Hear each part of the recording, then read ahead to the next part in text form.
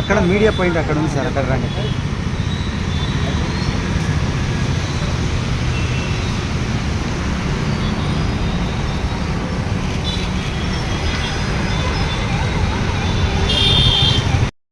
పట్టుకొస్తలేవా? చంద్రశేఖర్ రావుకి చెంచాగిరి చేసిన వెంకట్రామరెడ్డి లక్షల కోట్ల ఆస్తులు సంపాదిస్తే వెంకట్రామరెడ్డిని ఎందుకు రేవంత్ రెడ్డి కాపాడుతుండు? కులం ఒకటని కాపాడుతున్నావా? పొంగులేటి శ్రీనివాసరెడ్డికి వియ్యంకుడని కాపాడుతున్నావా? వెంకట్రామరెడ్డిని అరెస్ట్ చేయకుండా ఆదేశాలు ఇచ్చినటువంటి మంత్రి ఎవరు? కాపాడుతున్న అధికారులు ఎవరు? ఒక్కసారి రేవంత్ రెడ్డి ఈ విషయంలో ఆలోచించాలి. తప్పకుండా ఎన్నికల కోడ్ ముగిసిన తర్వాత ఈ పనుల మీద మీరు చర్య తీసుకోకపోతే రఘునందన్ లో ఒక వకీలుగా బరాబర్ మీరు వెంటబడతా ఈ కేసులలో తెలంగాణ సమాజం ముందు అన్ని విషయాలు నిర్భయంగా ఉంచుతాను. డీజీపీ అయినా ఇంకెవరైనా చట్టం ముందు అందరు సమానులనే విషయాన్ని ఎస్టాబ్లిష్ చేస్తానని చెప్పి ఈ సందర్భంగా తెలియజేస్తూ, రేవంత్ రెడ్డి గారు మీకేం సంబంధం లేకపోతే రెడీనా?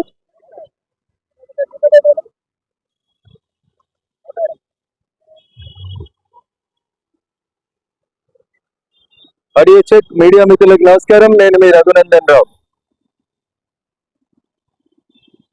బారాస ఎమ్మెల్సీ వెంకట్రామరెడ్డి గారికి వ్యతిరేకంగా తన కన్ఫెషన్ స్టేట్మెంట్ లో ఒక ఎస్ఐని, ఒక పోలీస్ వాహనాన్ని డబ్బుల ట్రాన్స్పోర్ట్ కోసమని ప్రస్తుతం ఉంటున్నటువంటి వెంకట్రామరెడ్డి గారి నివాసము, దాని పక్కన ఉన్నటువంటి విల్లా నెంబర్ 249 లో ఉన్నటువంటి దివ్యచరణ్ రెడ్డి అనేది అటాచ్ చేసిండని 29 March 29th March P Radhakishan Rao అనేటువంటి డీసీపీని అరెస్ట్ చేసి కోర్టులో రిమాండ్ చేసినప్పుడు 29th మార్చ్ రోజు రాధాకిషన్ రావు గారు పోలీసులకు ఇచ్చిన వాంగ్మూలంలో చాలా స్పష్టంగా చెప్తాడు, తాను వెంకట్రామరెడ్డి ఇద్దరు దగ్గర మిత్రులమని, తామిద్దరం కలిసి ప్రభుత్వ ఆదేశాల మేరకు, అప్పుడున్నటువంటి పోలీస్ అధికారుల ఆదేశాల మేరకు తాను ఒక ఎస్ఐని వెంకట్రామరెడ్డి అనే ఎమ్మెల్సీ రాజపుష్ప కన్స్ట్రక్షన్ కంపెనీ దగ్గర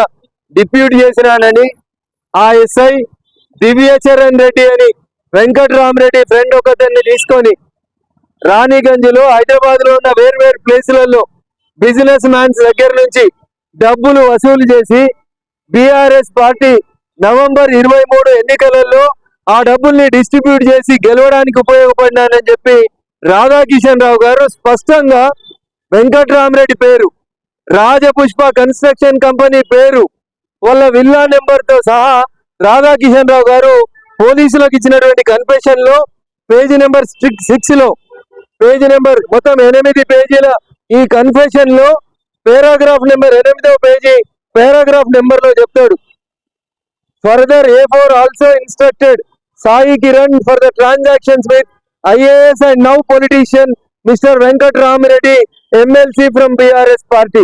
ఇది 29 మార్చ్ 2024 నాడు రాధాకిషన్ రావు అనేటువంటి డీసీపీ వెంకట్రామరెడ్డి అనేటువంటి టిఆర్ఎస్ ఎమ్మెల్సీకి వ్యతిరేకంగా ఇచ్చినటువంటి సాక్ష్యము, దాంట్లో డబ్బులు వసూలు చేసినామని చెప్పినాడు.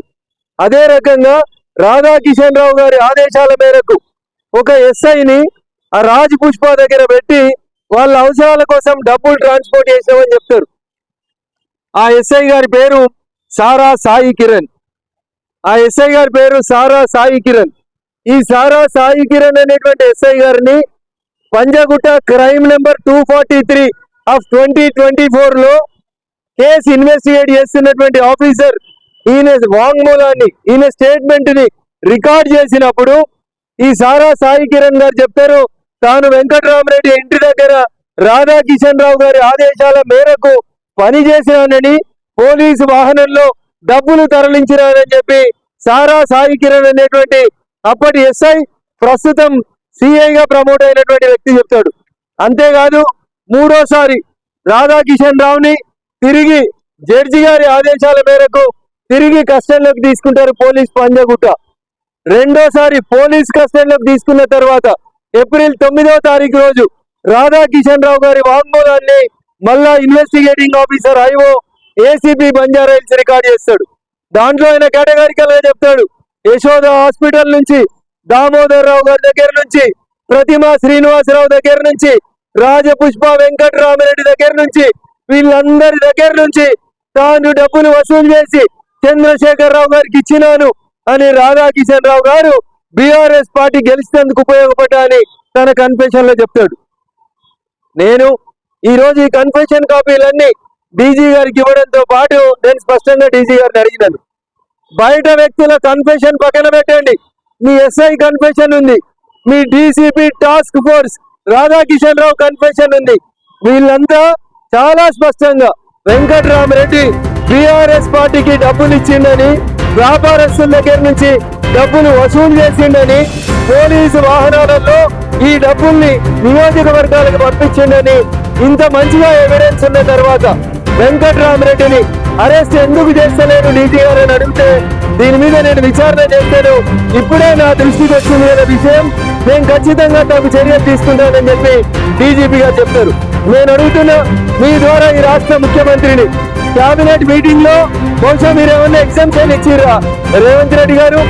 మీ పక్కన కూర్చునే పొంగులేటి శ్రీనివాసరెడ్డికి ఈయన వియ్యంకుడు కాబట్టి వెంకటరామరెడ్డిని అరెస్ట్ చేయొద్దని ఈ రాష్ట్ర కేబినెట్ ఏమన్నా డీజీపీ రవి గుప్తా గారికి ఆదేశాలు ఇచ్చిందా? 100 రూపాయలు దొంగతనం చేసినాడు, నాతో పాటు మల్లయ్య దొంగతనం చేసాడని చెప్తే ఇద్దరిని తెచ్చి గంట సేపట్లో లోపలేసే పోలీసులు, ఒక డీసీపీ, మీ సిఐలు, మేము రాధాకిషన్ రావు గారి ఆదేశాల మేరకు రాజపుష్ప కంపెనీ ఇట్లా డబ్బులు వసూలు చేసింది, టిఆర్ఎస్ పార్టీ గెలిచేందుకు పనిచేసినవని చెప్తే ఇవాళ పోలీసు వాళ్ళు ఇంకా చంద్రశేఖర్ రావు కోసం ఎందుకు పనిచేస్తున్నారు? రేవంత్ రెడ్డి ఒక్కసారి సమాధానం చెప్పాలి ముఖ్యమంత్రి గారు. పొంగులేటి శ్రీనివాసరెడ్డి గారు నీ కేబినెట్ సహచరుడా? నీ కేబినెట్ లో ఉండి కేసీఆర్ కి బీఆర్ఎస్ పార్టీకి అనుకూలంగా పనిచేస్తుండా? ఒక్కసారి రేవంత్ రెడ్డి గారు ఆలోచించాలి, రవి గుప్తా గారు కూడా ఆలోచించాలి, తెలంగాణ పోలీసులు ఆలోచించాలి. ఇలా కాంగ్రెస్ అధికారంలో ఉంది కదా, ఒక బీఆర్ఎస్ ఎమ్మెల్సీకి వ్యతిరేకంగా మీ ఎస్ఐలు, మీ సిఐలు, మీ డీసీపీలు సాక్ష్యం ఇస్తే ఒక బీఆర్ఎస్ ఎమ్మెల్సీని అరెస్ట్ చేయకపోవడానికి వెనకాలన్న కారణం ఏందో ఒకసారి చెప్పాలి.